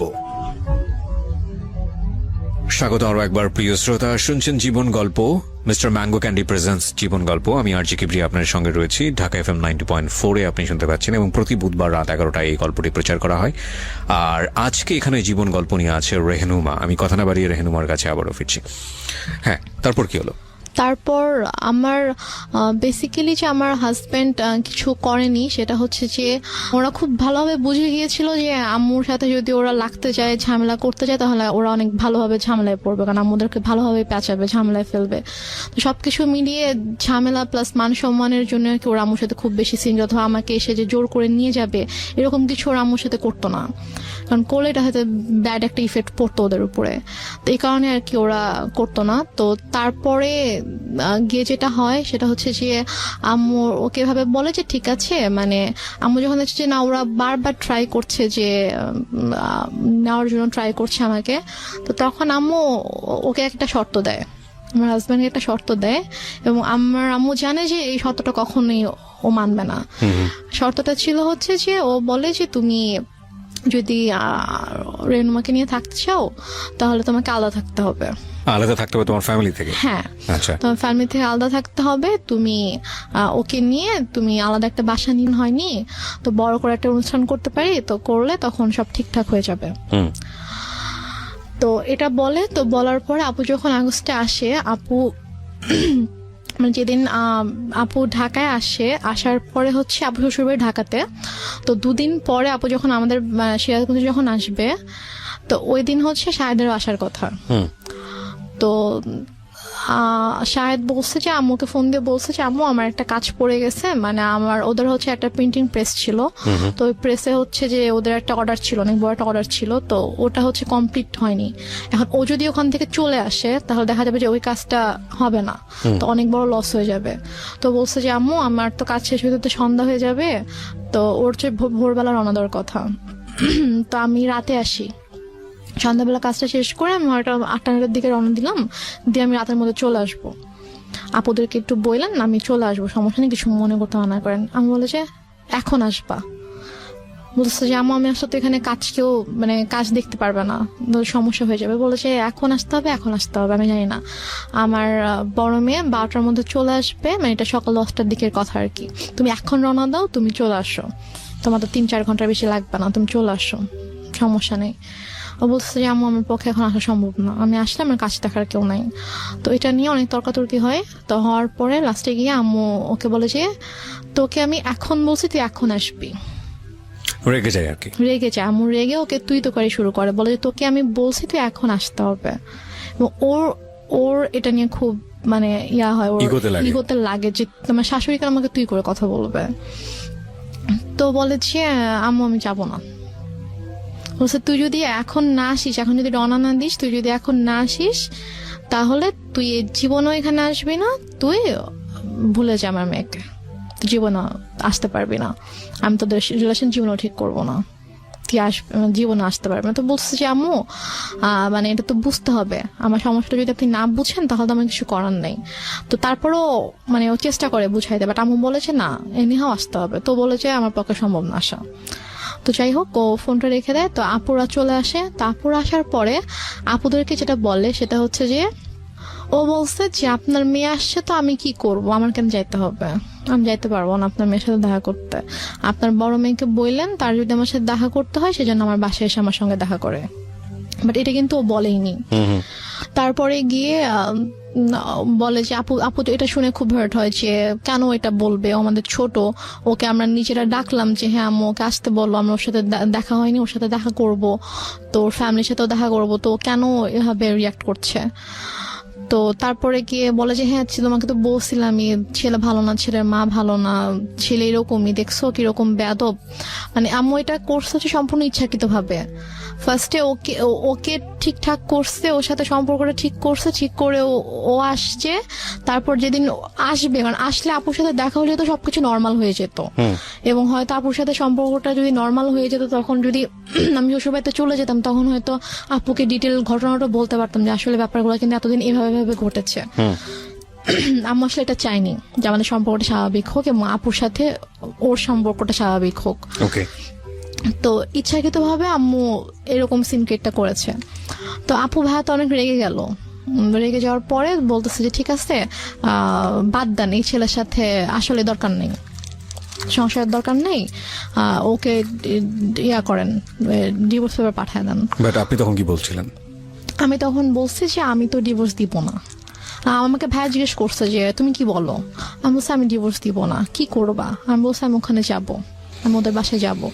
তো বলছে যে আম্মু তখন বলছে যে দেখছো কিরকম নির্লজ্জ মেয়ে, এইভাবে নিজের বোন ভাই মাকে অপমান করছে ওর জামাই, আর ও এরকম জামাইয়ের সাপোর্ট করে কথা বলছে, এখন ওখানে যেতে চাচ্ছে, কত বড় খারাপ মেয়ে, নির্লজ্জ মেয়ে, এগুলো বলছিল আর কি। তো তারপর গিয়ে ভাইয়া বলে যে তুমি কেন যেতে চাও, যে তোমার ভাই আপুকে অসম্মান করছে। আমি আমি মানে বলতে নিচ্ছিলাম যে ব্যাপারটা কিরকম হয়েছে, বাট আমি আম্মুর ভয় বলতে পারছিলাম না, যে আমি যদি বলতাম যে ঘটনাটা এরকম হয়েছে, তখন আম্মু তো টেনে অনেক সিনক্রেট করতো। তো দেন আর রাতের বেলা আপু বলছে যে আমি ভাবছি যে রাতের বেলা যখন ঘুমাতে যাবো, আম্মু যখন ঘুমিয়ে যাবে, তখন আমি আপুকে গিয়ে বলবো যে আপু ঘটনাগুলো কিন্তু এরকম এরকম হয়েছে, তুমি ওকে ভুল বুঝো না, তুমি ব্যাপারটা প্লিজ সলভ করো, আমি এটা বলতে চেয়েছি। তো তারপর রাতে যখন আপুকে বলেছি আপু আমি তোমার সাথে ঘুমাবো, বলছে আচ্ছা ঠিক আছে। তো আম্মু যেটা বলে যে তোমরা 2 বোন ঘুমাবা, চলো আমরা 3 জন একসাথে ঘুমাই। কারণ আম্মু হয়তো বুঝতে পেরেছে যে আমি যদি আপুকে কিছু বলে দেই, রাইট রাইট, ওকে। তারপর বলে যে আমিও তোমাদের সাথে ঘুমাবো। পরে আমি বলছি যে না, আমি আর আপু ঘুমাবো রুমে, আর খাটে তো 3 জনের জায়গা হবে না। তো আপুর তখন বেবি ছিল 2টা। তো আপুর যে বড় বেবিটা, ওর বয়স ছিল 2.5 বছর, তো ওর বাবার সাথে ঘুমাবে আর কি। তো আমি বলছি যে আমি আর পিচি বাবুটা আর আপু ঘুমাবো, তো বেডে তো জায়গা হবে না। সমস্যা না, আমি ফ্লোরে ঘুমাচ্ছি, তোমরা 2 জনই শুধু গল্প করবা, মাকে নিবা না গল্পে, মানে সেরকম বলতেছে। তো পরে এখন ওখানে তার মানা করার কিছু নাই, সেভাবে বলছে। আপু বলছে ঠিক আছে আসো, সমস্যা নেই, আসো ফ্লোরে ঘুমাও। তো সে ফ্লোরে বেড করছে, আমি আপুকে বলতে পারলাম না, যে যেটা বলতে চেয়েছি বলতে পারলাম না। তো তারপর আমি অনেকবার চেষ্টা করেছি, আপু যে কয়দিন দেশে ছিল, আপু আমাদের বাসায় 2 দিন ছিল, তো ওই 2 দিনেও পারিনি। তারপর আপু যাওয়ার আগে যখন আমি ঢাকা এসেছিলাম আম্মুর সাথে, আপুর শ্বশুর বাড়িতে, তখন আমি বলার চেষ্টা করেছি, আমি সুযোগ পাইনি, মানে আম্মু আমাকে সুযোগটা দেয়নি, আমি আপুর সাথে একা কোনোভাবে কথা বলবো, ওই সুযোগটা দেয়নি। ঢাকায়ও যখন আমরা ঘুমিয়েছি, আম্মা আমাকে নিয়ে ঘুমিয়েছে একটা রুমে, আপুর সাথে যখন দিনের মধ্যে স্বাভাবিকভাবে ওরা অনেক বিজি ছিল, তারপর আমি ট্রাই করেছি, সুযোগও পেয়েছি অনেক, বাট আম্মু কোনো না কোনো ভাবে আমাকে কথা বলতে দেয়নি আর কি। তো আমি যাই হোক আমি কথা বলতে পারিনি। তা আপু চলে গেল। আপু চলে যাওয়ার পরে